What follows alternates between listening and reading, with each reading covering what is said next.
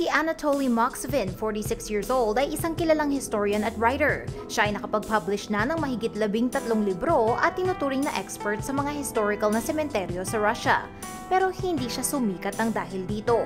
Noong 2011, si Moksvin ay naaresto nang inalerto ng kanyang mga magulang ang pulis na siya ay nagtatago ng mga mummified remains ng mga bata sa loob ng kanyang apartment.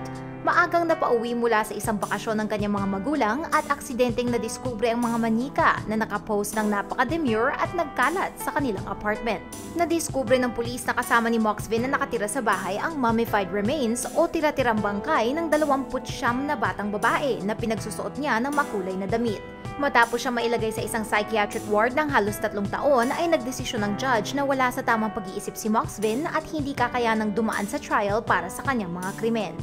Kahit na nakahukay na mahigit 150 bangkay ang grave robber na ito, walang pinatay na tao si Moksvin. Nangolekta rin siya ng detalye at impormasyon tungkol sa mga batang inuwi niya sa kanyang bahay.